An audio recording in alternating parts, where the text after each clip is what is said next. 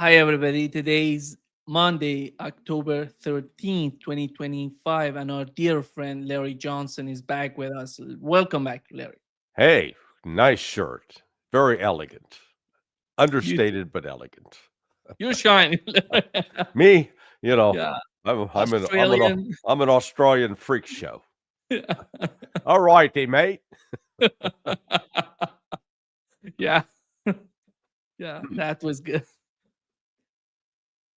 Larry, let's start with the celebration in Israel. Jared Kushner said something to me was amazing to me. I cannot understand what he said. But here is your. I want to know your take on what he Sure. said. Here is the clip of Jared Kushner. Couldn't be more proud to see the way that the state of Israel and its people have carried themselves through this traumatic, unthinkable, horrific experience. Instead of replicating the barbarism of the enemy, you chose to be exceptional. You chose to stand for the values that you stand for. Yeah, I cannot. Yeah, he hadn't been paying attention. You know, he's he's another broken Trump promise because Trump promised he wasn't going to have anything to do in this administration. Now he's bringing him back in. Yeah, they want the Abraham Accords. And what's fascinating, and I know this from multiple sources, all the Zionists in the United States, they genuinely believe, oh yeah, Israel, the Hamas is now completely isolated, and all the Arabs are lining up. They can't wait to work with Israel. And you want to say, what the hell are you people talking about? Uh, the barbarism that has been committed has been by these Zionists, by Israel, over the course of the last 24 months. You know, the images of burned, mutilated, dead children are forever, seared into my brain. And it's, Israel has shown no mercy whatsoever to the Palestinians, just the opposite. It has been a campaign of genocide. And, Kushner lives in his little fantasy world, and has bought into the propaganda. Sad, but this is the we're witnessing today the sort of like a deja vu all over again. It was let's see, we're now 10 months, so it was 9 months ago. We were witnessing these images of Palestinians being released from prison. Hey! And hostages being turned over. Yay! Then it went away. And many of the Palestinians who'd been released from prison were rearrested and shoved back into prison. The fundamental issue has not been addressed, and that is this Zionist belief that they're entitled to all of this land and that the Palestinians are Amalek. They must be removed or destroyed or both. Do these people really think that they're helping Israel and Israeli people? Because after all, if you love as they pretend, Kushner is just pretending that not pretending, he really loves Israel. But when you love a country, you have to be honest with them. You're not going to wrap the reality with something else. You have to tell them you've been committing genocide. That's why we're doing this. And why do they need to behave this way, Larry? Cannot Is there any sort of honesty on their part on these people in the United States who are not Israelis, who are part of the Jewish community, Zionist community, but they're not honest about what's going on in the Middle East? Well, Somehow they feel that they're helping Israel. Yeah, they start with a belief, and it's been it's especially prevalent among the Christian evangelicals, and I understand it I was raised, I grew up within a religious community that put a lot of emphasis up on the fact that what we were seeing happen in Israel was a fulfillment of prophecy. This was the Holy Scriptures are coming alive. This was preparing the way for the return of Jesus. And uh, this entire idea of a battle of Armageddon and an apocalypse and the end of the you raised with that, and it's like putting on rose-colored glasses. You see everything through that particular lens. It's only when you take those glasses off and you stop looking at the world that way that all of a sudden you see something completely different. So, this is within the I'll call it the religious Jewish community. They have the different view of the end of the world and the coming of the Messiah, because they don't accept Jesus as the Messiah who's already come. So the Messiah is still supposed to come to save the Jews. And you have a similar eschatology within the Islamic world. Mm. And the problem is you get all these people with fervent, deep religious faith, and they each believe that their own version of how the world's going to end is true. And that generates conflict right there. And you trust me, you can't have a rational, intelligent discussion about this. This is emotion, man. This runs deep into people's souls, and to even question it, that it really causes a dissonance. So, the the belief is that these Palestinians, who actually are probably the actual descendants of what was known as the original 12 tribes of Israel, genetically, they have to be eliminated. And, what really bugs me are these people say, well, none of the Arab and the Arab nations, Muslim nations will take these Palestinians. So it's like, well, why should they take them? That's their home that they're in. They don't need to vacate their home. But most of the world just goes along with it and has basically accepted this genocide over the last 24 months. Only the Houthis have stood up and fought on behalf of the Palestinians. Everyone else is giving lip service, if that. At the same celebration, gathering, we had Steve Witkoff talking about Netanyahu, and the crowd was just Yeah. booing Netanyahu. Yeah, Boo. Yeah. yeah, exactly. Why does the Trump administration and Steve Witkoff and everybody in the Trump administration, they're trying so hard to defend Netanyahu and his administration, specifically Netanyahu? Yeah. What is the game on their part? I don't know if Netanyahu's got blackmail information on Trump or what. Again, this may go back to the Epstein case. But Witkoff himself is a confirmed Zionist, and Trump has bought into the whole. He's had a long relationship, and I think some of it has been financial. Certainly, I mean, we saw that with money provided by the widow of Sheldon Adelson. But it is Trump is going out of his way to try to protect Netanyahu, and I think Netanyahu will go down in history as one. He'll be right up there with Pol Pot and the Mao and others that are viewed as mass murderers, because he's presided over the mass murder of Palestinians. Today, Donald Trump asked the president of Israel to pardon Netanyahu. And I don't know if he has this sort of, power in Israel to do that.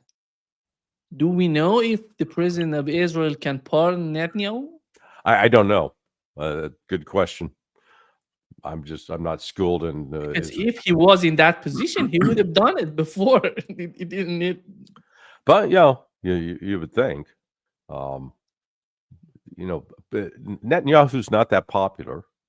But we shouldn't confuse Netanyahu's lack of popularity with the fact that the majority now, even more people now in Israel support getting rid of the Palestinians than was the case 2 years ago.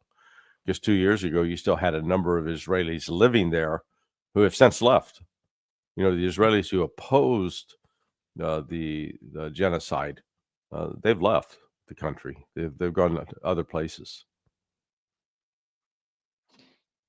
Larry, when it comes to this fundamental question about Israel, which, in my opinion, would be, can peace be imposed in Israel?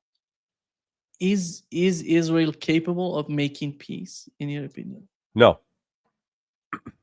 You've got 800,000 settlers that are invading the West Bank and taking property from Palestinians. To stop them would create a civil war within Israel. They would fight against the Israeli Defense Force.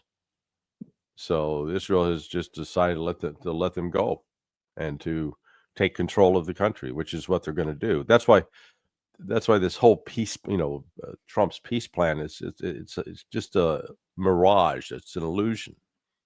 Yeah, we got, here we're in phase 1. They're going to release hostages and prisoners. That'll happen.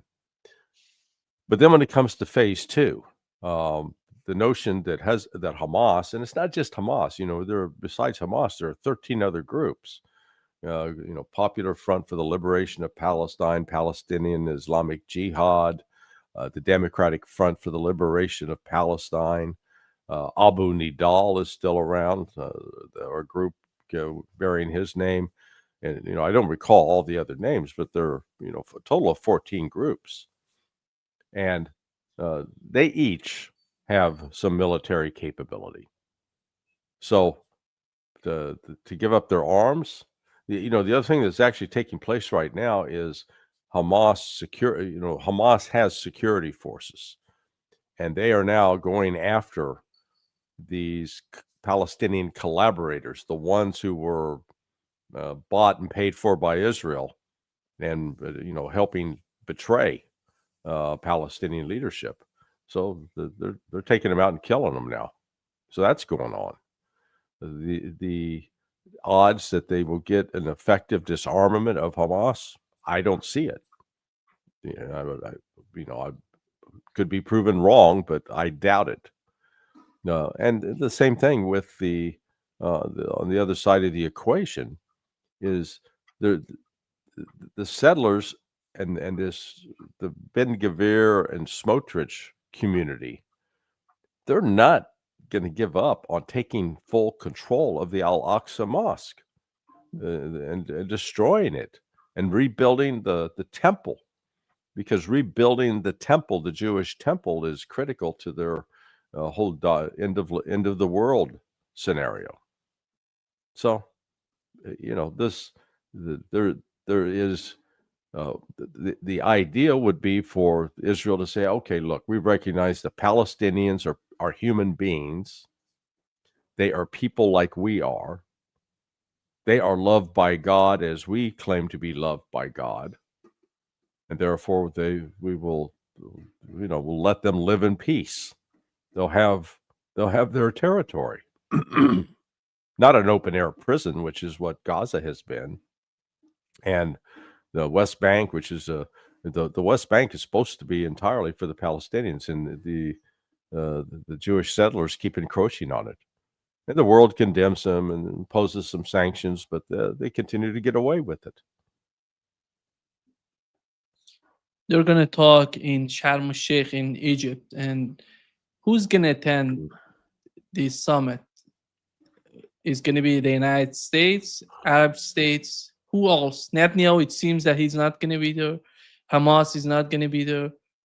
Yeah, so we're having a summit, but all the key players that they're in the fight, they're not going to be there. Yeah, it makes sense. This is all political theater. I mean, it is. It's just it's disgraceful. This is more of a photo op to make Donald Trump feel good. You continue to tout, oh, I brought peace. He did this in January, and it ended in March. And so this one too is, the all the celebration and good news surrounding what happened today. That's going to go away. The question is whether Israel will be able to continue to sustain combat operations. I mean, look, it's easy to kill unarmed women and children, which is what they've been doing. But Hamas, I'm sure, is going to take advantage of this time to rebuild, re-equip, and be ready for the next round. I don't think they harbor any illusions. Larry, the second step after releasing the prisoners, what would that be? Because we had the same with Lebanon. Mm-hmm. We haven't seen the second phase of the ceasefire. Right. Is that the case for Gaza? And how is that going to be the Trump's policy if Netanyahu decides the day after they get all the prisoners, they get back to Gaza and again attacking Gaza? Well, the creation of a governing authority, but again, the United States has completely discredited the Palestinian Authority. Remember, none of the Palestinian government with Abu Abbas, even though he's been just a complete tool of the West, were allowed to go to New York City for the UN General Assembly. So the Trump, Jared Kushner, Steve Witkoff plan probably consists of outsiders that are completely controlled by the West becoming the ruling authority. But I think there's a difference within the Arab Muslim world that they're not going to go for that. So even the specifics of how that's going to be implemented, to my knowledge, that's still up in the air. Then the second thing, and you saw it in Lebanon as well, the disarmament of Hamas or the disarmament of Hezbollah. Well, how's that disarmament of Hezbollah going? They haven't disarmed, and they've refused to disarm.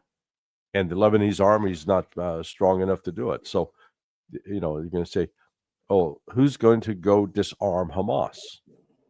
We got, they put 200 U.S. soldiers in there now who's ostensibly to deliver humanitarian aid. As long as the U.S. soldiers, but that, again, that's not their job. That's not that's not a military mission. So if the United States decides to somehow get involved in the war and you start getting U.S. soldiers killed as occupiers, then this peace process will collapse. So I don't think nobody would ever go bankrupt by betting that the Israeli Palestinian conflict is going to come to an end. Because odds are we've seen it time after time after time. Bibi Netanyahu and the Zionist crowd are not interested in a two-state solution. They don't envision any way that they could live side by side with these Palestinians. And so, that to me looks like an irreconcilable difference.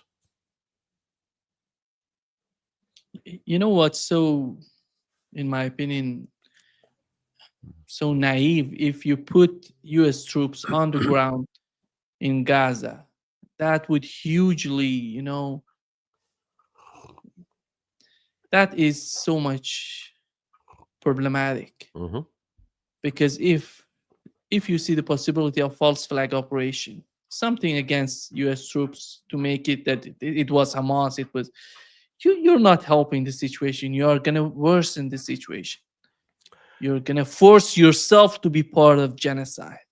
You're not suggesting, are you, that there are elements in Israel that might stage the killing of a bunch of U.S. soldiers in order to get the United States involved militarily.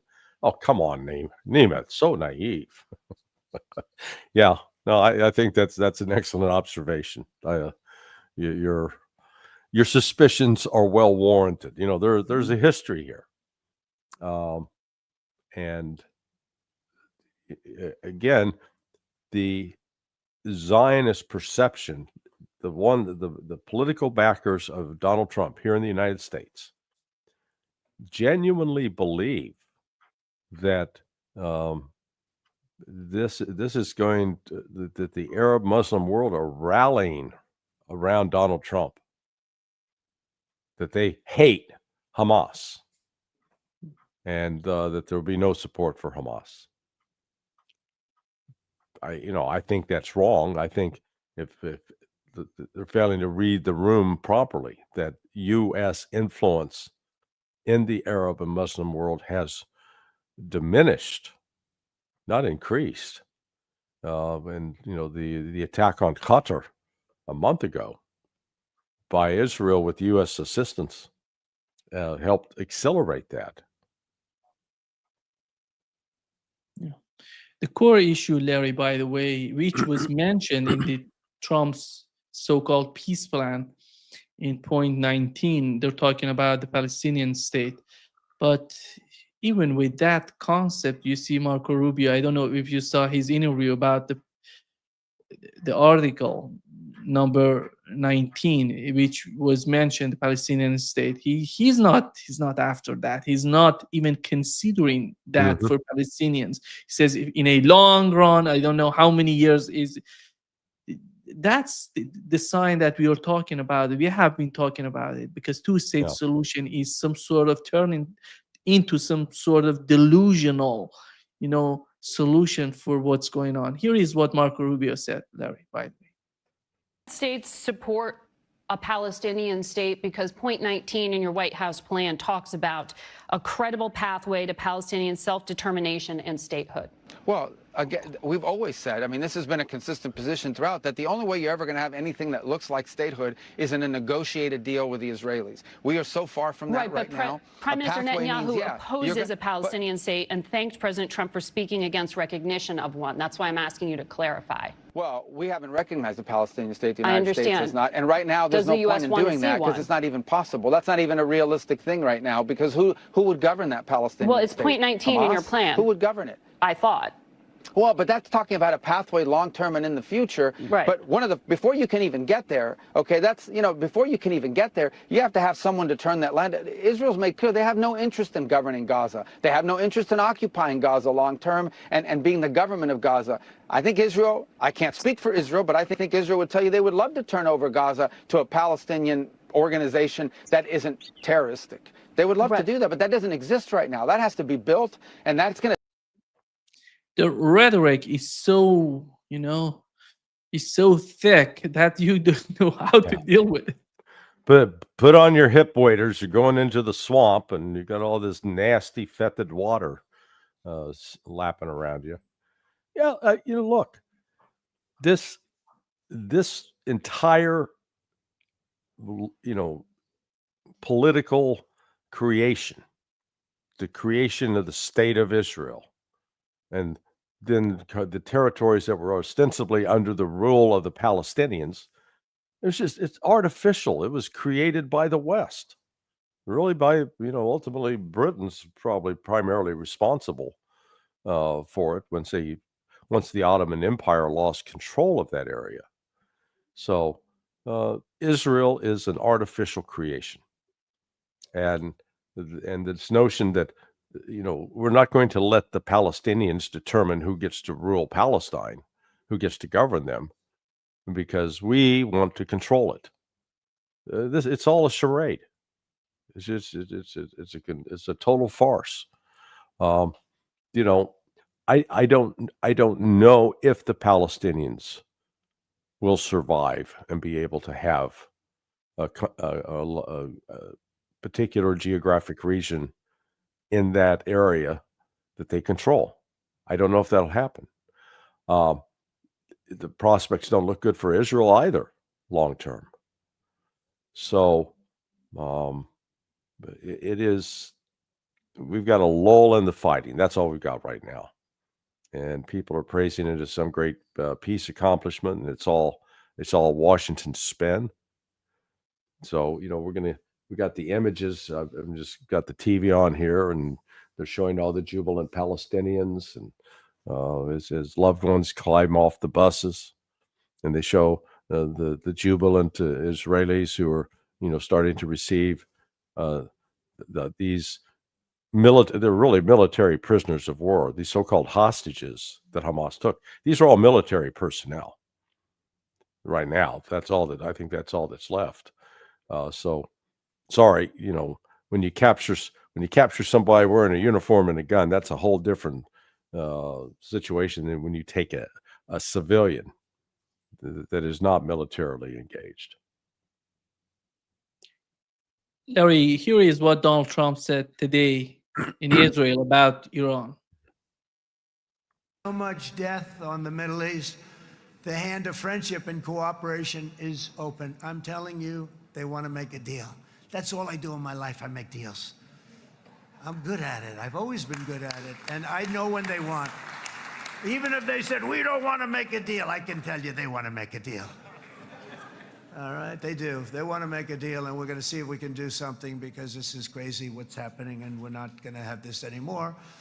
Neither the United States nor Israel bear the people of Iran any hostility. We merely want to live in peace. We don't want any looming threats over our heads, and we don't want to even think in terms of nuclear destruction. It's not going to happen, never will happen. Just to show the contrast of what Donald Trump said and what Netanyahu said the day before, here is what Netanyahu said. And you see that when Donald Trump is talking about peace and deal with Iran, a new deal with Iran, Netanyahu is not that much happy. Yeah. Here is what Netanyahu said there. So much amazing victories that amaze the entire world. But I'd like to tell you that wherever we fought, we won. But to the same degree, I must say that the campaign has not ended. There are many security challenges ahead of us. Some of our enemies are trying to rehabilitate themselves in order to attack us again. But we are on it, as we say. Yes, there are many opportunities. Yeah. He literally saying something totally different from what. Well, number one, Israel's the one that's attacking everybody else. It's not everybody else attacking Israel. That's number one. Number two, Iran was already open to making a deal with the West. It was the West that rejected it. It was Donald Trump who betrayed them, who allowed Israel to attack Iran in the midst of negotiations. So now this screwed up policy by Donald Trump and with Bibi Netanyahu has achieved is that previously Iran was signed on to cooperating fully with the International Atomic Energy Agency. No longer. They're booted out of the country. The odds are high that Iran will probably reject and walk away from the Non-Proliferation Treaty. They'll be positioned. They could rapidly create a nuclear weapon if they wanted. That's not what they're doing, but they have solidified and strengthened their ties with China and with Russia, and militarily, diplomatically, politically, much stronger today than it was, 4 months ago in June or in May. So this, Trump, I'm sure he believes that he wants to negotiate a deal with Iran, and I think Pezeshkian and others they're still open to that, but they're not. It's going to be it's going to satisfy Iran's demands, and look, we've seen over the last month that instead of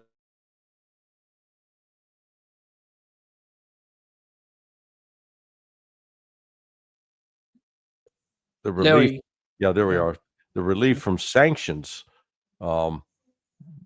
under the JCPOA that no, they they basically said no, that we're putting all the sanctions back in place. Now the reality was those sanctions had never been lifted. Okay, the sanctions that were in place prior to the signing of that the Joint Comprehensive Peace Agreement back in 2015, those sanctions were really never lifted. They continued to be enforced or to be applied. And now they're, quote, snapping back. Well, if it's already there, it's not back. It's been there.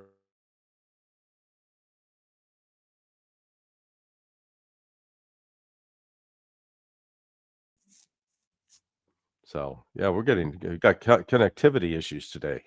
I don't know what's that. It's StreamYard. God, I hate StreamYard. I don't know what's that. Yeah. Larry, if you were, working for, let's assume if you were Iranian sitting in Iran and you see Donald Trump on one part and Netanyahu on the other side, you see these two sort of different arguments coming out. Mm-hmm. Which one do you believe the most? Which one do you understand? Gives you the honest way of their feeling about you? Oh, Netanyahu. Well, not Trump. Trump's a used car salesman. You can't trust a single thing Donald Trump says. He flips flop back and forth. Give Bibi Netanyahu credit. At least he's consistent. He lies in English, but when he's speaking Hebrew, man, he's telling the truth about exactly what they're thinking and what they're going to do. And if I'm an Iranian intelligence officer or politician, I pay attention to what he's saying in Hebrew because he usually means what he says. I don't know if it wasn't in English that many people, couldn't listen and watch it. It was Ali Shamkhani, who was the head of negotiations, the Iranian negotiators with Donald Trump and his administration. The Israelis tried to kill him, assassinate him during the war, in initial hours of the war against Iran. He said that he somehow confirmed that Iran was somehow hesitant in getting closer with Russia and accepting, the strategic partnership with Russia before the war between Iran and Israel. That has changed, and he confirms that has changed. Iran is not there anymore. Yeah, I've been saying that all along. So it's good to know that I've got there's confirmation that I'm not just bloviating. Because it's fascinating that how these countries, and so these countries in a way that they're artificial creations, and what I mean by that is they acquire an identity. And a lot of times it's tied to what the ethnic base of the country is, but not always. And then we've got these leaders who are symbols of those countries, and we assume that they've got this great knowledge and this great insight, and that they're, that they understand what's going on. We may not, but boy, there's somebody at the top. And then you realize, no, man, they may be more stupid than the average person in the country, and or have these naive beliefs. And we saw that in Russia too. Up until the start of the special military operation, you had a large number of people in Russia that believed that all we got to do is change even Putin. All we got to do is change this or convince the Americans that we're not the communists of old, and they'll like us. And you realize it has nothing to do with you. They hate you because there's not a thing that Russia can do that's going to make the West like them. Similarly with Iran. Iran is hated because basically it has shown independence of Western control and broken away from being subservient to accepting the rule by the Western elite. And there's no dream of peaceful coexistence. And so instead, the West has created this mythology that Iran is this terrorist nation promoting international terrorism around the world, when in fact the West has carried out more assassinations and more terrorist attacks. The United States has backed more terrorist attacks in Iran than, I don't think you can point to a single terrorist attack in the United States in the last 40 years that was at the behest of Iran.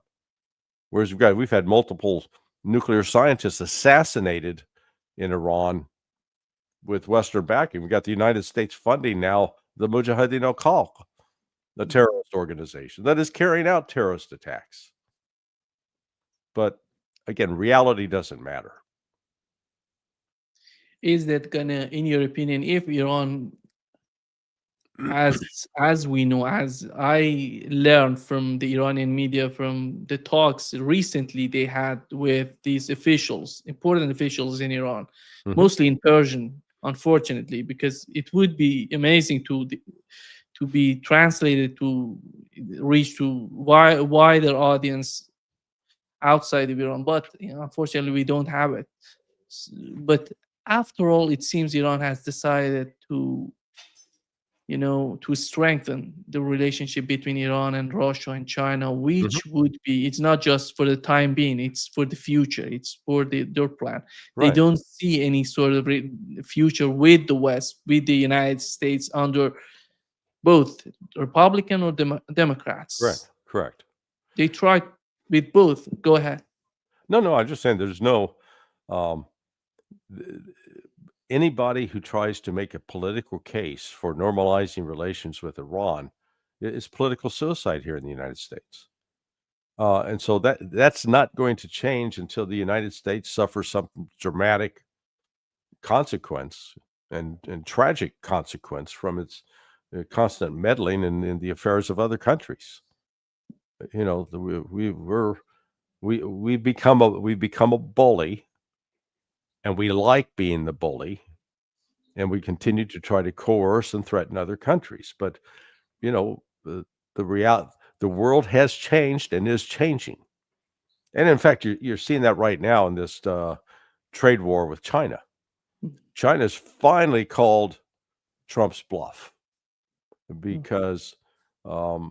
I didn't realize this until I read something yesterday that until recently, let's go back a couple of years, China was actually dependent on helium exports from the United States. So the overall trade relationship between China and the United States is it's not the dollar amount that's critical to that relationship. Rather, it was the actual things that are traded, what China produces and sells to the United States, and in this case, helium that the United States sold to China. Well, China recognized we got a vulnerability there. They embarked on creating alternative sources. And so now, as of this year, apparently, the dependence on the United States has fallen to like 5%. So that's not, they can live without that. But they also know the United States cannot live without the rare earth minerals, the magnets, the pharmaceuticals. There are a number of very critical items that the United States does not have alternative sources for yet, and it's years away from being able to develop those. So China played a big Trump card, and Trump, with all of his threats, etc., they say, okay, well, we'll stop giving them access to Boeing airplane parts. Oh, so the United States is the only country in the world that makes aircraft, commercial jetliners? Think again. Brazil makes some. I think France actually has an Airbus industry, if I'm not mistaken. And Russia has just rolled out its first plane produced entirely with Russian components. So Russia's now in a position, they've developed the technology. All they have to do is go to the Chinese and say, hey, partner, you want to turn all your Chinese workers loose on creating these new planes? And you can tell the Americans to go pound sand. And so here's Trump's again, oh, you're not going to get any more Boeing. Then all of a sudden, nobody's buying Boeing because it's not like it's got a great reputation anyway.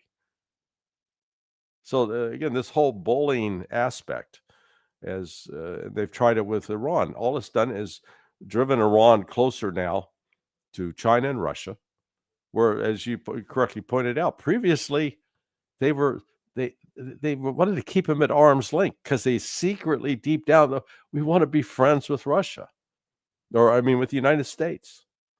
And they finally come to a realization it's a damn abusive relationship. Being friends with the United States is like, being friends with a black widow spider or an angry cobra, something that can kill you and harm you. And finally, it looks like the Iranians have awakened and said, okay, man, yeah, we're not dating that toxic person anymore.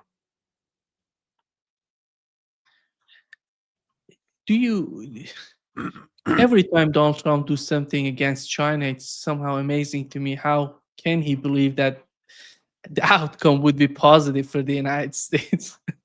Every time it backfires. And well, our friend Pepe Escobar, you and I have both had him for interviews to describe his latest adventure in China. And the picture he paints based upon being there is that you're not seeing just, it's one thing if Beijing was the wealthiest place in China and all the other places were shitholes. No. It's the modernity that and the economic wealth that has become China is spread across the country. They've gone from, I think like 20 years ago, only 25% of the population would have been considered middle class. Well, now that number is approaching 50%. That's incredible. Just absolutely incredible. And so what does that mean? That means as they move up into the middle class, these people become better, they start consuming more. yeah, And there's a hell of a lot more of them than there are in the United States. So things that in the past China produced to send to the West for the West to consume will now be consumed domestically. And but the fact that the Chinese have achieved this level of technological expertise, again, the narrative in the West is that China's just stolen everything. They haven't had an original idea in their life. They're just copying off of us. Well, no, they're actually leaving us in the dust. And the number of areas in which they are leaders now, they continue to overtake the West in every category. And here in the United States, we are so goddamn arrogant that we refuse to see our own decline. And we've convinced ourselves that we're the best, we're the greatest, and nobody can ever change that. And all these other people, they're basically like dog feces, something, to wipe off the bottom of your shoe. No respect for them. And China, Russia, and now India and Iran, they're all looking around saying, we don't need these guys. It's a big world out there. The role of, the central role that the United States played in world affairs over the last, 75 years, 80 years since the end of World War II, that's coming to an end because the United States is no longer the economic and technological powerhouse that it once was. It's slipping. And I believe that that slippage is going to continue. We don't have the political will in this country to turn it around. Too divided, and we're so easily distracted with these foreign military adventures. So, the global South, it's real. It's creating a new world, and a world where no longer will the U.S. dollar be the controlling interest. Larry, you mentioned the hatred toward Russia and Iran. If you were to compare the type or the texture of this sort of mindset toward these countries, are they the same? Are they somehow the elements of the hatred are the same? Or it's not the hatred, it's all about, as we know about the Wolfowitz doctrine, it's anybody who comes against this hegemony of the West would be the enemy of the West. That's the concept. It doesn't matter if it's Iran, Russia, or eventually China. Yeah, no, the hatred towards those countries is different. The hatred of Iran stems in part from the fact that they, in the revolution, they took over our embassy, held our people hostage for a year, without the United States people being taught or exposed to the fact that the U.S. had played a role in overthrowing the democratically elected government in Iran back in 1953, and then the Islamic element, the fact that CIA made a point of making sure that Americans always saw the Iranians in the street chanting "Death to America," and again, not understanding the role that the United States played in provoking Iraq's invasion of Iran back in 1980, and a war that killed millions, close to, I think, 2 million Iranians. So, yeah, there's a reason that Iran is angry with the United States, but the United States has, pictured Iran as this group of crazed Muslim terrorists. And so that's how they define them. Russia's a whole different, cat. So it's now back. We can no longer accuse them of being communist. And, Putin alluded to this in one of his speeches. He says, used to think that there's, once we convinced America, the United States, that we're no longer communists, that we're good Orthodox Christians, that they'd like us. And he realized, no, they still hate us. And they hate Russia because it is so big and so wealthy. The vast natural resources that it controls are just no other country can match it. And then it covers 11 time zones. The average human mind can't wrap themselves around that to even appreciate how significant that is. So, yeah, it's different levels of hatred. Larry, the backbone of Russia in the fight they have against the West in Ukraine is their energy system, their energy network. And we know that from the articles in the Wall Street Journal, in Financial Times 2 days ago, the Trump administration, while they're trying to pretend that they're negotiating with Russia, they're trying to do everything to solve the problem, they're providing Ukraine with the intelligence to hit the targets deep in Russia. Right. These targets are basically related to the stability of Russia, to the exports of Russia in terms of the oil and gas. They want to crush the backbone of the Russian economy in their mind. Yeah. And they don't again, they fail to understand the scale and scope, the depth, the strategic depth of Russia. So,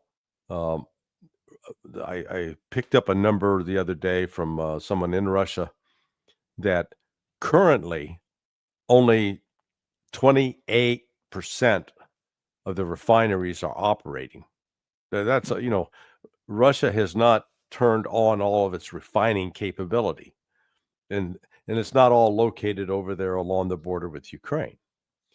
And yes, some of the damage to those refineries has caused some fuel shortages in certain specific areas in Russia, but nothing catastrophic. Meanwhile, most of the oil and gas industry in Russia has nothing to do with refining oil. It's shipped out in raw quantities, shipped out to India, where India does the refining to create gasoline and diesel. So the actions, though, of the West, of the United States, if we flip the script, if Russia was doing to the United States through a proxy what the United States has been doing to Russia through Ukraine, we would have attacked Russia. We would have threatened them with a nuclear war. The Russians have shown incredible patience in this, and it comes back to they don't want to have this erupt into a global war. And I think the general staff is now pretty confident that they've got this thing in hand, and they will wipe out the Ukrainian army. Just a matter of time. But Putin's trying to contain the conflict. And I hope to have some discussions with a number of Russian political leaders and military leaders in the coming weeks to find out exactly. I want to understand their thinking, because they've got every reason in the world to strike back at us, and I'm curious why they haven't. Larry, you wrote an article on your website about Boris Johnson, the bribe he got to somehow to continue the conflict in Ukraine, or somehow. Well, the destroy alleged. Let's be precise. The alleged bribe. He got this guy, his friend of his, just gave him $1 million. I mean, we're friends. Are you going to give me some money? Cheapskate. Sorry. Okay, yeah. It just Christopher Harborn is the guy's name, who happens to be a weapons manufacturer, specializing in drones, which are, he gets a multi-million-dollar contractor to build them and send them to Ukraine. He has no financial interest in wanting to influence the government. Of course not. He just gave Boris that money because he likes fat white guys. Sorry, I interrupted. I think, Larry, it's not just about Boris Johnson. We have to think of Lindsey Graham in the United States. These people are hugely involved in any sort of aid going to Ukraine. There is an investigation underway by the Criminal Division at the Department of Defense, or now the Department of War, the Pentagon, into the money that's been stolen based on U.S. aid, both financial and as well as military equipment.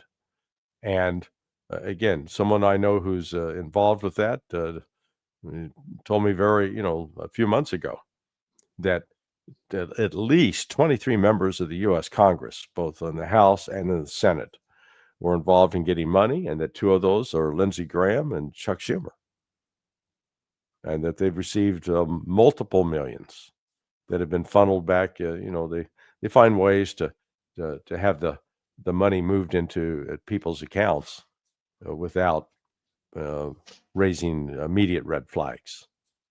So, I mean, this is corruption on a massive scale.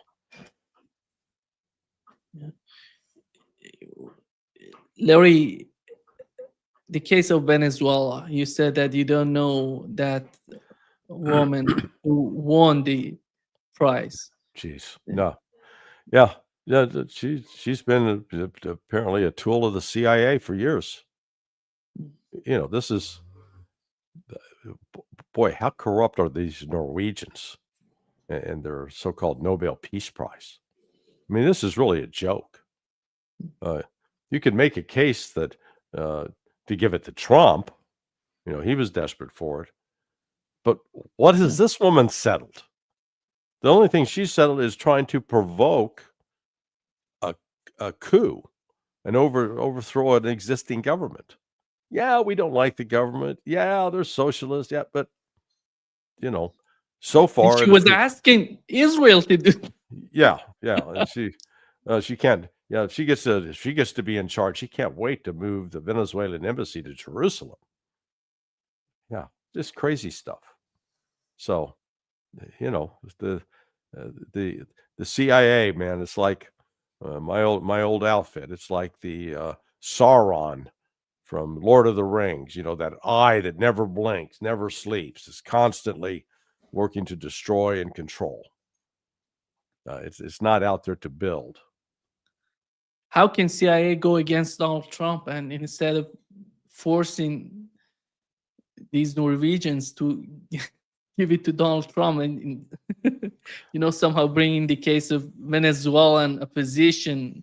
Yeah. No, this is, hey, the agency still is setting a lot of the agenda, and Trump instead of taking control of it is just going along with it. So that agenda encompasses destroying Iran, ousting Maduro. Larry, I have a surprise for you. Sorry for interrupting you. Look at that. Oh, there he is. Yeah. Hello, Paul. I wore it for Larry. Yeah, it's a great looking, great looking shirt. I'm not sure whether it's a Hawaiian shirt or a California Surfers shirt. Yeah, that's one or the other.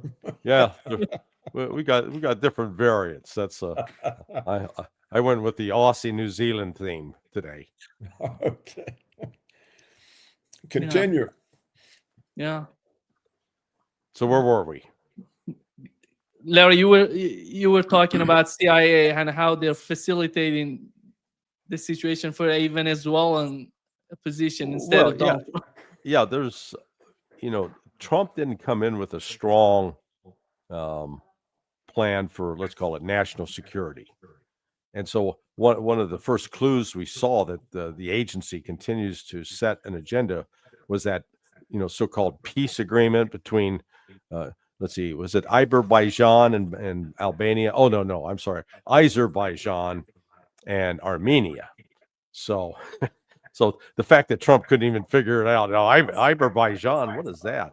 But the fact that they came together and had this signing ceremony, well, what most people don't know is that the CIA station in Armenia is one of the largest in the world. When you and I mean physically larger than what's in London, what's in Paris, what's in Israel, much larger. Well, why? Well, because and I don't base this upon knowing classified information. It's just logic, knowing how the thing works.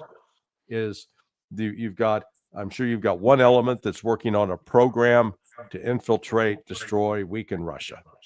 You've got another element that's there to develop a program to target Iran. You've got another element there that's working to unite and make sure that the United States controls the Caucasus. And, Trump didn't necessarily sign off on any of this. And it's like the same with Venezuela. So, and I've commented on the past about this Tren de Aragua. Where the hell did they come from? I mean, they just popped up out of nowhere. Well, the first mention of them is in 2018, when who was president then? Oh, yeah, that'd be Donald Trump. And at the time, even though there was not an announced covert program to take out Maduro, there was a covert program to take out Maduro. And part of that started with this propaganda effort. And it was Tren de Aragua started popping up in press in Peru, in Argentina, in Brazil. Well, those are stories planted by the CIA. So this Tren de Aragua was created. They're creating an enemy that would become a pretext, a justification for attacking Venezuela. So, you know, that's another So Trump's not running the show here. Trump he's a passenger on a pretty, you know, crazy train. Yeah. Paul, I think that's a good point for you to enter the talk.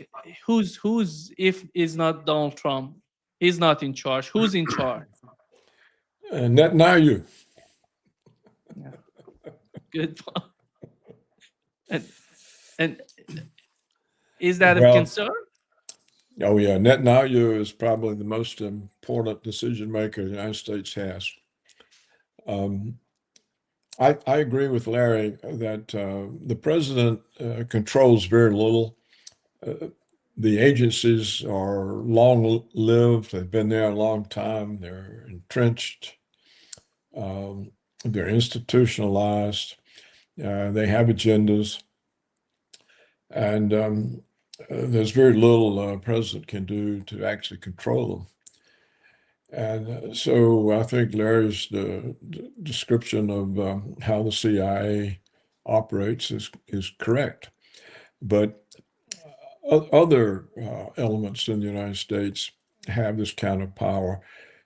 When you have a government that's purchased by campaign contributions, then the powerful organized interests basically control regulation, the laws. United States, do you think the leverages these, as Paul mentioned, these big pharma and these things are that much important to the ideological, what's going on ideologically outside of the United States in terms of the foreign policy? How is that influencing that? Or is the foreign policy something different from what is happening internal?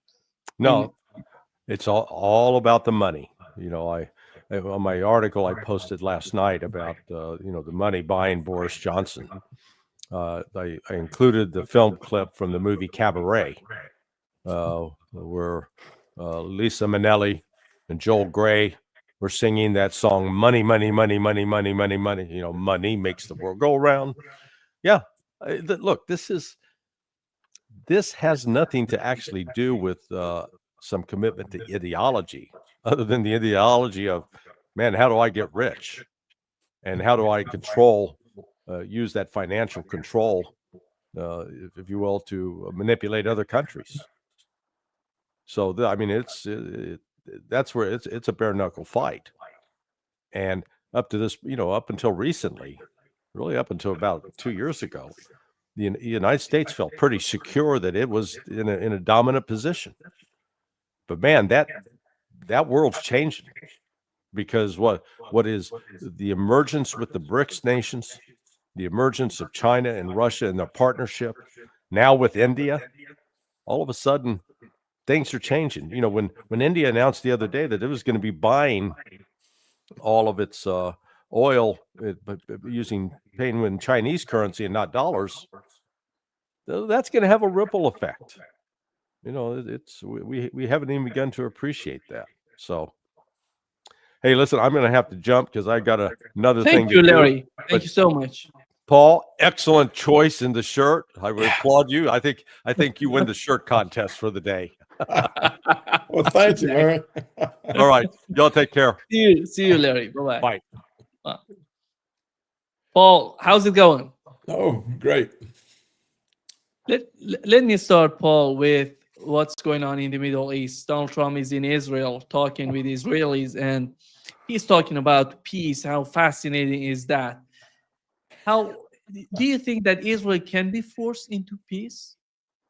No, I think Trump's over there prostituting himself and prostituting the United States. You know, what Trump is doing over there, kowtowing to Israel, speaking to the Knesset, he's saying that he has redefined genocide as peace. That's what he's doing. So here we have an American president going to make us great again, bringing us unbearable shame. He's prostituting America for Israel. And he's saying the genocide of the Palestinians has brought us peace. And before you can get the words out of his mouth, we have Israeli ministers saying, the minute we get the hostages back, we are renewing the onslaught on Gaza. So we now have Israeli ministers saying, this is another farce. We're having peace in order to get our hostages back, and then we're going to renew the conflict. Well, the Israeli ministers are saying this, not me. They're saying it. And Trump is covering up because genocide is peace. I mean, it's gone way beyond the slogans of Big Brother in George Orwell's dystopia, 1984, war is peace. Well, now genocide is peace. And nobody notices this. It's our great friendship with Israel.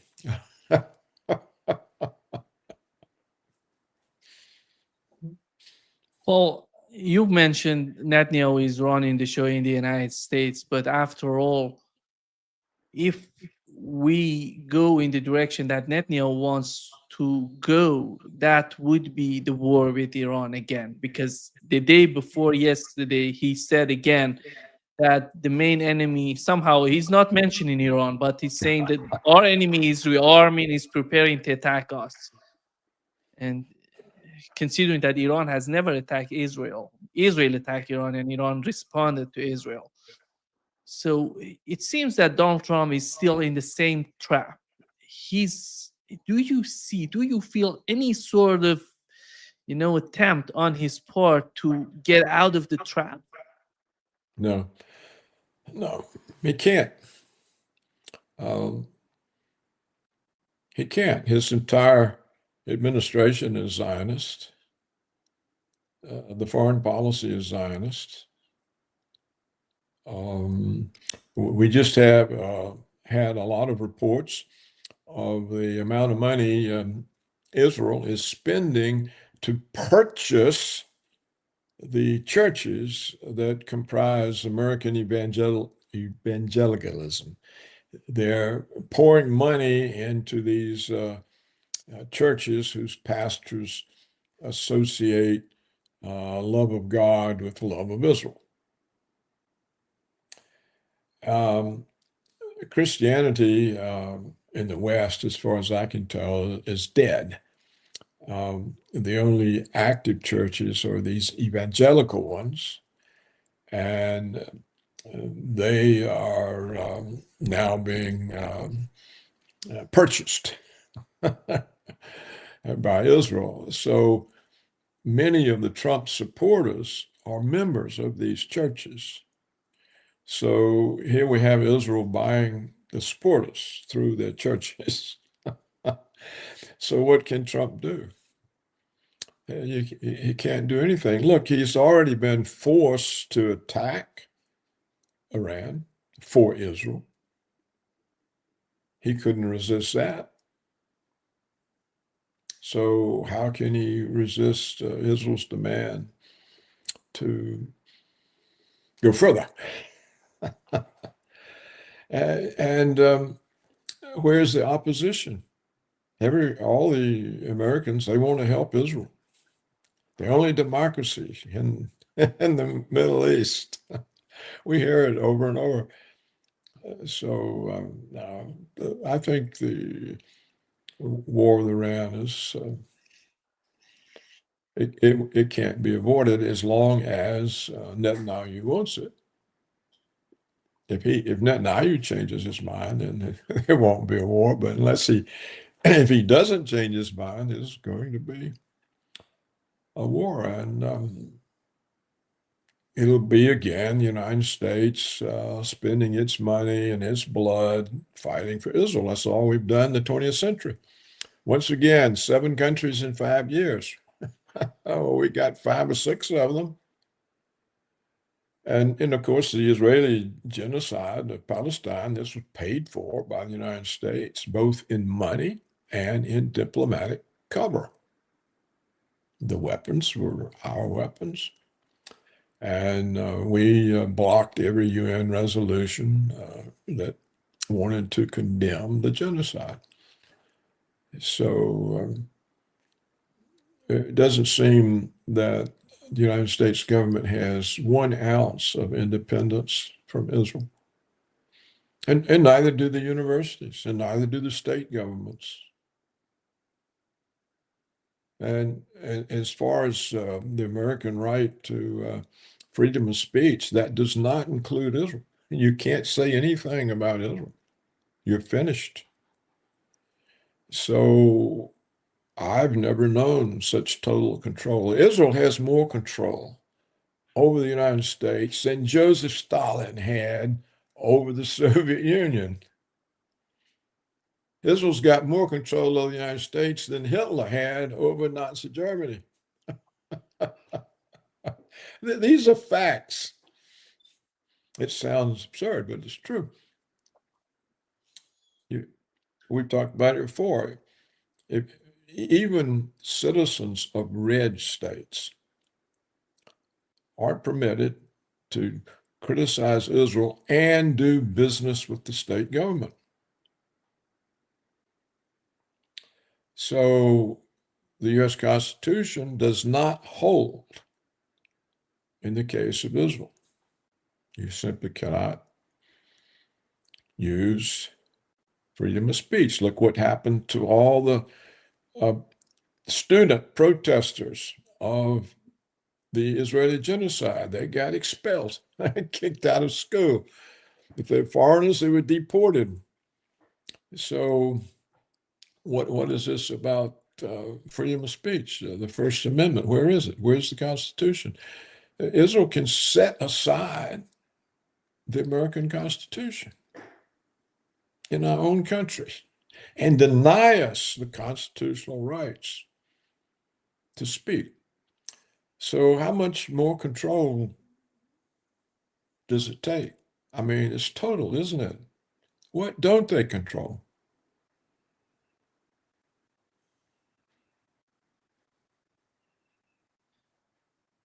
Paul, you mentioned the situation with the Trump's peace plan, but do you think that after all, the only outcome of that would be and somehow an improvement in the relationship that Donald Trump, his administration, the United States has with Arab states? Because after the attack on Doha, on Qatar, they had these sort of tensions that could help these Arab states getting closer to the United States. The only outcome, I would say, because I don't see that the peace, any sort of peace happening, and Netanyahu doesn't care about what Donald Trump or even the Trump administration itself doesn't care. And Rubio came out and said that there is no Palestinian state, and it's in the future, and something that would never happen. There hasn't been a Palestinian state for a long time. It's been a long time since there was any Palestine. There were a few concentration camps called Gaza, in which entry and exit was strictly controlled by Israel. So Gaza didn't have any control over its own borders, or its own seacoast, or its own airspace. And the West Bank,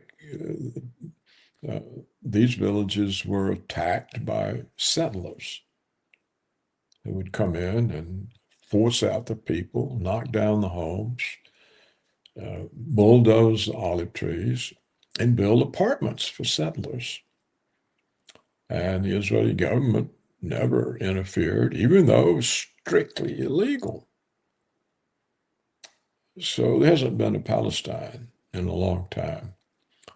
And so, of course, it's gone. Now, for the attack on the Hamas officials in the little Arab oil kingdom, once Trump said that he knew about it in advance, that was an admission that he approved it. He did nothing to stop it. And so it just shows how deep he is in Israel's pocket. It's not going to cause the Arabs to move closer to the United States. They're moving close to Trump. They're moving close to Netanyahu. They're the same. They're one and the same. And so I think Israel succeeded in using the United States to destroy the Arab world. Libya's destroyed. It's gone. Iraq is destroyed and gone. Syria is destroyed and gone. Lebanon is essentially destroyed. Palestine is gone. Jordan has been gone for a long time. It's tolerated because it's a place for the Israelis to expel the Palestinians. So Jordan is Israel's concentration camp for Palestinians. And Egypt, the Egyptians are not Arabs. Neither are Iranians. The Saudis are the only remaining Arabs.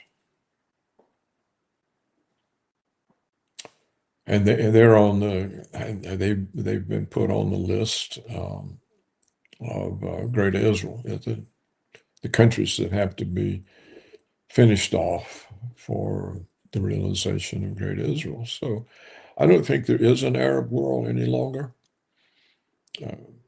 The countries sat there and never united and got knocked off one by one. And they had the overwhelming ability to destroy Israel, and they never acted. So it's hard to feel sorry for them because they sort of voluntarily committed suicide. Why? They were afraid of us. Well, they're going to die anyhow. Why not die fighting? So I don't think there's an Arab world. The Arab opinion no longer means anything. No one pays any attention to it. Well, we don't even stop at genocide. when you talk about the Arab world, do they really control their money? I'm talking about Saudi Arabia, UAE, and Bahrain, and all these countries that many people believe that they are so rich. Who controls the money of these countries? Well, I don't think they control it if they're keeping it in dollars in American banks or keeping it in treasury bonds in their central bank, because the United States can freeze it. What are hundreds of billions of dollars in treasury bonds worth if the United States stops paying interest?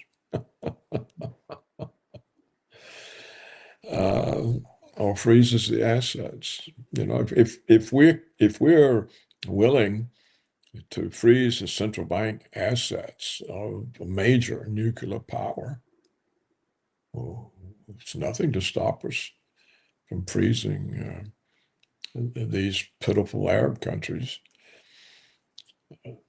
And we don't, because they don't cause us any trouble.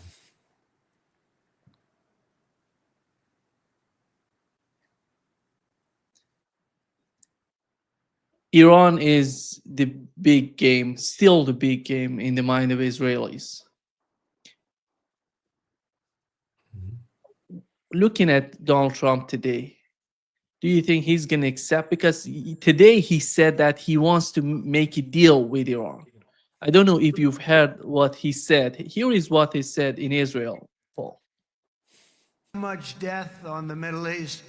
The hand of friendship and cooperation is open. I'm telling you, they want to make a deal. That's all I do in my life. I make deals. I'm good at it. I've always been good at it. And I know when they want. Even if they said, we don't want to make a deal, I can tell you they want to make a deal. All right, they do. They want to make a deal, and we're going to see if we can do something, because this is crazy what's happening, and we're not going to have this anymore. Neither the United States nor Israel bear the people of Iran any hostility. We merely want to live in peace. We don't want any looming threats over our heads, and we don't want to even think in terms of nuclear destruction. It's not going to happen, never will happen. Yeah. Well, see, what he means by peace is Iran surrenders. Peace means you surrender.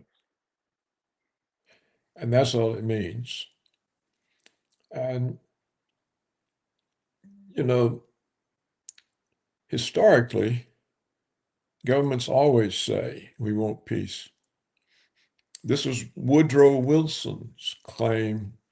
He was president of the United States during World War I. And he faced re-election in 1916 after the war is 2 years old, and it's not going well for France and Russia and England.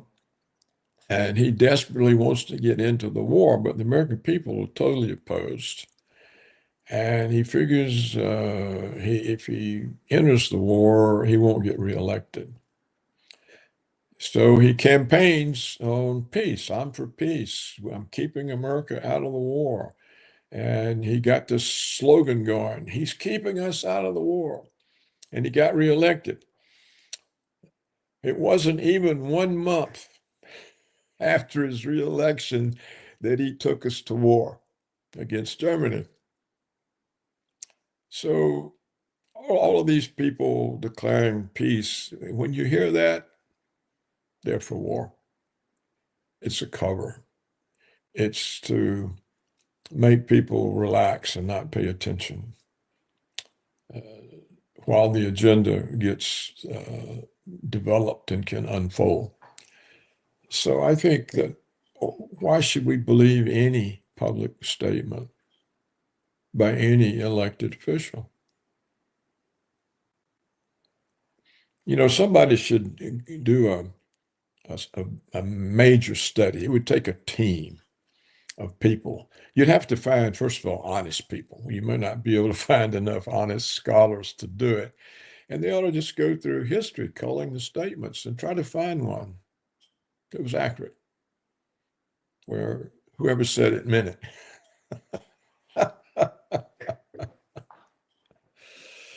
I think we can basically ignore the statements or simply understand that they're telling us the opposite of what the words are saying.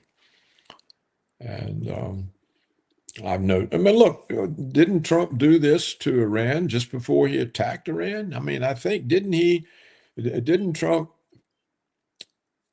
fool them by holding peace negotiations? Either was that for the Israeli attack on Iran or our own attack on Iran? I remember something about how he had Iran in peace negotiations when they got attacked. I can't remember. Was it the Israeli attack that he deceived them about, or our own attack, the American attack? But that's about all it's good for. There's no evidence anywhere that peace has a chance. I mean, if you look at Palestine, it's been going on since 1947. Well, you know, that exceeds, I mean, that's like a lifespan. Yeah. I know, Paul, that every time we talk about Iran, Russia, and China, you say that these countries need to get together. And it seems that they were not, that, in my opinion, they didn't do it. Let's put it that way. I don't want to judge the governments in these countries, but they were so hesitant to go in that direction. But Donald Trump is achieving that, by the way. He's forcing them. We had the Iranian official who was the ex-defense minister of Iran, and right now he was the head of negotiations with the United States before the attack happening, and he said he confirmed what Putin said. Putin said we wanted a strategic defense treaty with Iran. Iran said, no, we are not gonna that far. And he said, right now Iran has changed its mind toward that argument. Iran is changing, and I see that Iran is getting closer to Russia, Russia to Iran, even with the fight between Iran and China, between the United States and China. Every time Donald Trump comes out and put new tariffs in China, it's backfiring on us here in Brazil. You know, every time Donald Trump talks about China, it influences our economy here in Brazil. You know, that's why I think Donald Trump is forcing these countries together. They don't need anymore you to talk about it, us to talk about it. Donald Trump is doing this for all of them. Well, we still haven't seen any mutual defense agreement. And in fact, I don't think they're going to happen because one of the reasons, in my opinion, one of the reasons that Washington is preparing to overthrow Maduro in Venezuela is to demonstrate the worthlessness of strategic agreements with Russia. You see, Venezuela and Russia have a strategic agreement, and that could easily imply aid in the event of hostilities. Well, Russia won't intervene. And so if Washington succeeds in overthrowing the Venezuelan government, and they're confident, this is the reason the Nobel Peace Prize, which is now known as the Nordic War Prize, was given to someone in Venezuela no one's ever heard of, who's an opponent, a woman, who's an opponent of the Venezuelan government, and most likely a CIA operative. So Washington leans on the Nobel Peace Committee, instructs them to give her the prize. So now we have a leader to take the place of Maduro once we overthrow him. And the reason for the flotilla off the coast of Venezuela is not just to intimidate, but to provide the capability of actually going in there and overthrowing the government. First, of course, they'll buy as many of the generals and officers in the Venezuelan government as can be bought. So all of this is set up in order to shake bricks, because everybody will see. Because once it happens, the neoconservatives will be writing, well, see, the Russian strategic agreements, they don't mean anything. Nobody came to Maduro's aid. You know, the Arabs never could unite because they've never been united since the fight over Muhammad's successor, which goes back to the 7th or 8th century, some long time ago. So there have been more than a millennium, and the Arabs can't get united. And so they were destroyed.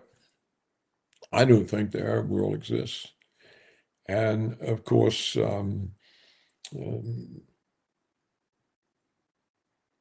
Russia, China, Iran,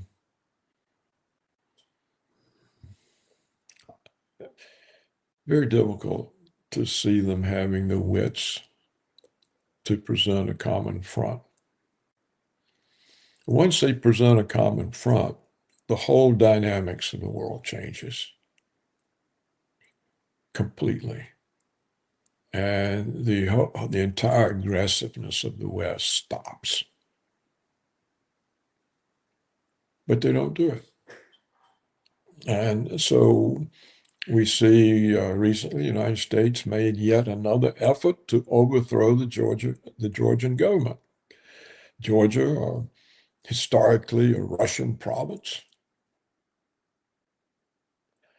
We've been after it as a way of opening a second front to drain Russian resources from Ukraine. If we can succeed in opening another front in the Baltics, in Moldova, Romania, the Russians are exhausted.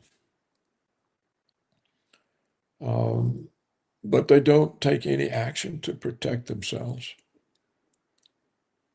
Putin's actions are super weapons.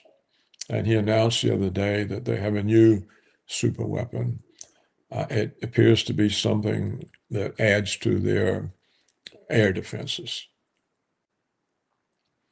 So his whole approach is that I'll make Russia invulnerable. We'll have impregnable air defenses, and our missiles they can't stop because they're hypersonic and they change course randomly in mid-flight and so on. And so this is a way to war. Whereas Putin seems to think that an alliance with Iran and China is a way to war, that it will provoke a war with the West. Well, if the West is completely insane. But if they're completely insane, there's going to be a war anyhow. So there's nothing to be lost by this alliance. And if you have the Russian government, the Chinese government, the Iranian government, they cannot understand that they're all under attack, that the attack is relentless. We now have Americans in Central Asia prepared to block the new Chinese Silk Road, and still no action is taken by the Chinese, the Russians. We're now on the northern border of Iran, and nothing happens. So I don't think these countries are really smart enough to understand how to resist. You see, Putin, he keeps trying to pander to Trump. You know, he recently announced that Trump was a great peacemaker. Well, here's the great peacemaker. He financed genocide in Palestine. He scouted an armada off of Venezuela's coast, apparently willing to invade, and he's a peacemaker. And when the Russian president says this, it makes the President Putin look like a tiny little guy, a small little thing, kowtowing to Trump, trying to ingratiate himself. Oh, if I can ingratiate myself with Trump, he'll keep the Europeans off of me. It doesn't show the sign of any realization of the strategic problem Russia faces. And China's aloofness from events showed no realization. And Iran's unwillingness. When Iran had the strategic advantage over both the United States and all American forces in the area, they refused to use it. Now they no longer have it. So I don't think the three governments are capable of a mutual defense agreement that would fundamentally change the relations in the world, because the correlation of forces would be radically altered. I just don't think they have the intellectual capability. They don't have the vision. They don't believe that it's really real, that these people are really after us. or if they do, they think it must be their fault and they shouldn't be antagonistic. So as there's nothing to stop the provocations from the West, they will continue. They'll get bigger. It's entirely possible, of course, the West will collapse before. It has so many internal problems. We've talked about them. None of the European leaders have any public support. It's not clear how much longer Trump's going to have any. So it's a very dangerous time in the world. Yeah. I've been reading and rereading the few good histories we have about the First and Second World War. And it's clear that in both cases, the leaders had no comprehension of what they were brewing. They had no idea what. Russia was going to use World War I to take the Dardanelles Straits from Constantinople and Constantinople from the Turks. That was the whole reason for the war from their standpoint. And the French wanted the war to get back Alsace-Lorraine. Well, what did Russia get? They got overthrown by Lenin. What did the French get? They lost the flower of their manhood and basically ceased to be any kind of a power. And England was left on the verge of bankruptcy, and was easy pickings for Roosevelt to take away their control over international trade, international finance. So the countries that caused the war all were destroyed by it, and they had their own sort of narrow goals that they worked hard to cause that war. And of course, they destroyed themselves. And similar events happened in World War II. I won't go into them. I just wanted to illustrate that it's rare that the people who are running the show or who we think are running the show have any real control over events because they don't understand all the unintended consequences of what they're doing. And Yeah. that's Yeah. All looking at the list of those people who won the Nobel Peace Prize since 2021, we see that Russian opposition 2021, 2022 Belarusian opposition, 2023 Iranian opposition, and 2025 Venezuela.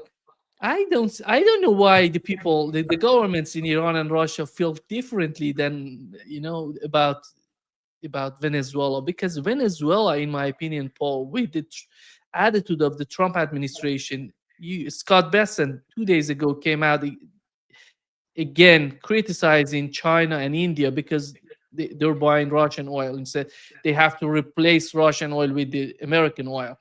But we know that's not affordable for them to replace it with the American one. But how about giving the Venezuelan oil to India, replace Russia with Venezuelan oil? Is there any sort of concern, in your opinion, on the part of Russians in that direction? I don't know why Iran, Russia, and China, why they're just, in my opinion, they're silent about what's going on in Venezuela.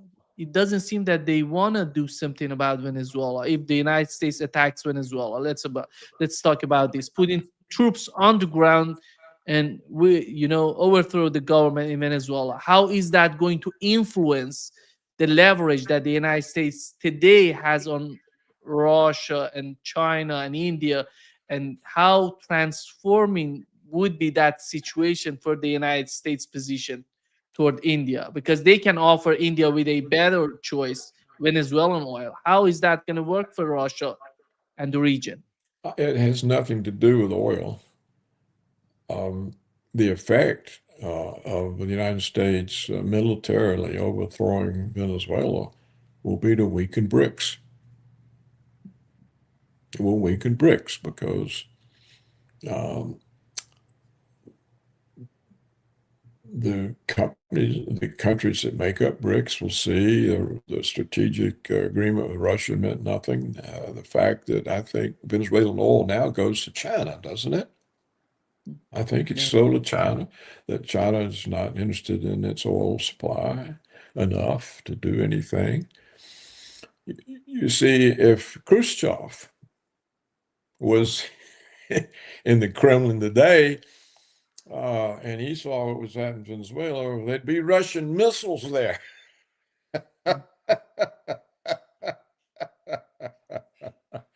And that would force an end to it. Just like the Russian missiles in Cuba stopped the Joint Chiefs of Staff's plans to invade Cuba. They simply couldn't do it anymore. So, but there's not that kind of decisiveness in the anointed enemies of the West. They're just not decisive. And maybe they just don't believe it. So I know, you see, I've never really understood why Russia wants to sell its oil. What for? Why does it need foreign exchange? It certainly doesn't need dollars. It can't use them if it's got them. It doesn't need to sell oil to buy treasury bonds, so it has central bank reserves. What does it want to sell its oil for? I would, if I was Russia, I'd keep it. The world's running out. Let's don't run ourselves out by making it available to everybody else. There's no reason for the Russians to sell the oil. See, here you see the terrible influence of neoliberal economics based on the dollar standard. Oh, you have to have you have to sell things to get foreign exchange because that's your central bank reserves, and that's how you pay your debts when you import things. Well, hell, Russia can't import anything from the West anyhow. The sanctions. Well, it's also stupid. They should have agreements with their allies who stand with them in war and diplomacy. And if they need energy, then provide them with energy because they're allies. But the notion that, God, we got to sell our oil or something terrible will happen. How Russia got this idea is just unbelievable. It makes no sense. The oil's almost worth as much to them as nuclear weapons. They ought to hand it out in exchange for powerful military support. I don't understand how these people think. If they do think, it's not clear to me that anyone in the Kremlin or China or Iran thinks. I don't ever see any sign of it.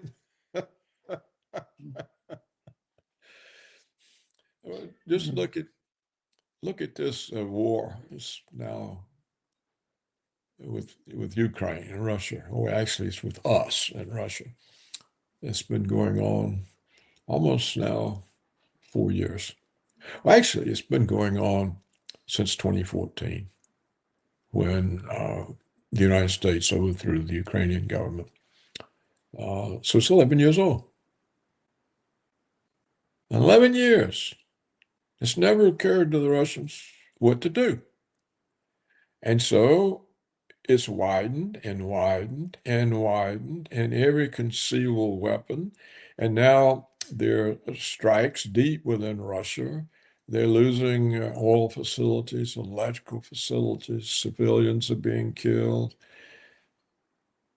and nothing is done.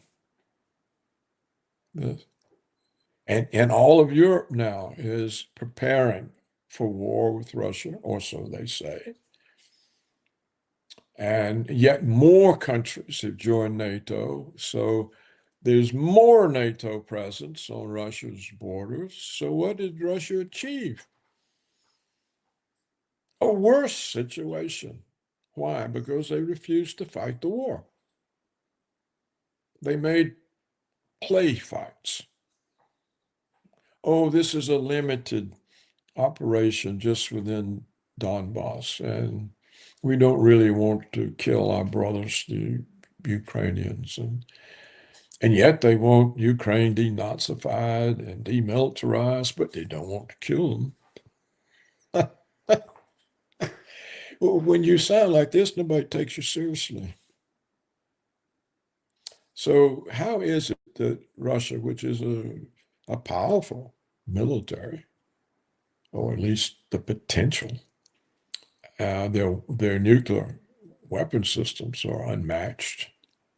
In fact, the conventional weapon systems are unmatched, and no one's afraid of them.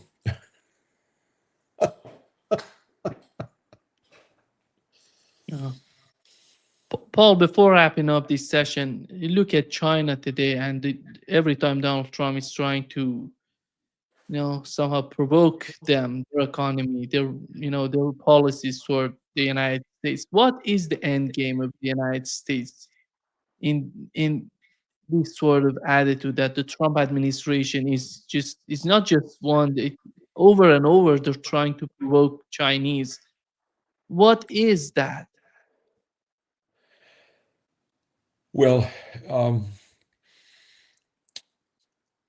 it's partly a confusion in Washington's mind, and certainly Trump's mind, that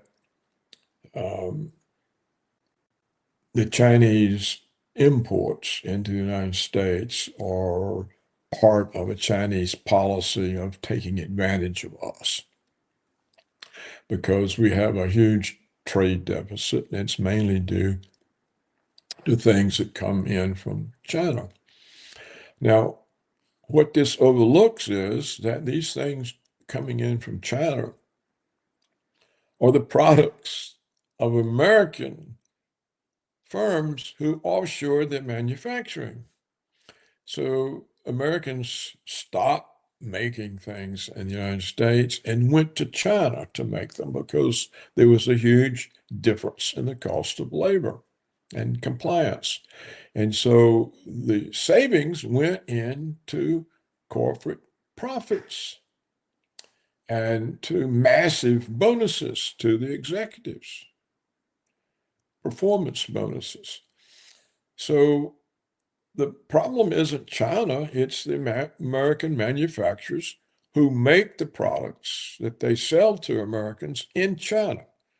And when these products are brought back, they come in as imports. That's not China's fault. But Washington doesn't want to blame itself or blame the American corporations or blame Wall Street, which basically forced it on the corporations. And so they blame China. Now, that's part of the answer. The other part of the answer is the American foreign policy doctrine of hegemony. Principal goal of American foreign policy is to prevent the rise of any country that could serve as a constraint on American unilateralism. Well, that's China and Russia. This is why we are against them. Their rise is a constraint on our unilateralism. So those are the reasons. It's not any aggression that China is taking toward the United States. It's those two reasons. We blame them for our own mistakes. We offshored our manufacturing. It was a devastating blow to the American economy. And we have this foreign policy doctrine that we are hegemonic and we can't have anybody threaten our hegemony. So these are the causes. And since these are the causes, it doesn't matter what China does. It doesn't matter. Whatever they do will fit within these two causes, and we will continue to blame China. The same for Russia. There's nothing they can do. I mean, Putin is now reduced to prostituting himself, trying to appeal to Trump. Oh, it won't do any good. You would have to see the United States Congress repudiate the foreign policy doctrine and make it a crime for any president to pursue hegemony. That'll never happen. You would have to make the public aware that the reason the middle class is disappearing, the reason all the manufacturing cities are now derelict, that there's been no real growth in wages, that all the imports coming in or the imports are the products of our own countries who make them abroad and sell them to America with Chinese labor. They make American products. They can sell them to Americans, but the Americans don't get the jobs associated with the production of the goods that they're consuming. You buy an Apple computer or iPhone or Apple Watch or Apple anything, you're hiring Chinese labor. You buy Nike sports shoes, you're hiring Chinese labor. Levi jeans, you're hiring Chinese labor. The brands have American names on them, and the profits go into the American firms. But they're made with Chinese labor, and they are imported back into the country, and so we have this huge trade deficit. People don't understand that. No one tells them. I've been trying to tell them my voice isn't that big. You need a really loud voice.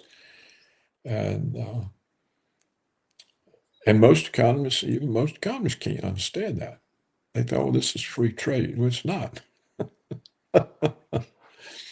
It's not. It's nothing to do with free trade. Mhm. So these kinds of problems, Nima, are the controlling problems, and there's clearly no evidence anywhere that, I'm not speaking of the people. I think the Western peoples, including Americans, are powerless. They have no impact on the government. It doesn't matter who they elect. It's all the same. But the governments have no interest in peace. If they had interest in peace, how would we have all this trouble with Russia? If you have interest in peace, why go and overthrow a government that's not causing any trouble? Put in one that causes trouble, starts a conflict. Why all the pressure on longtime neutrals to suddenly join NATO?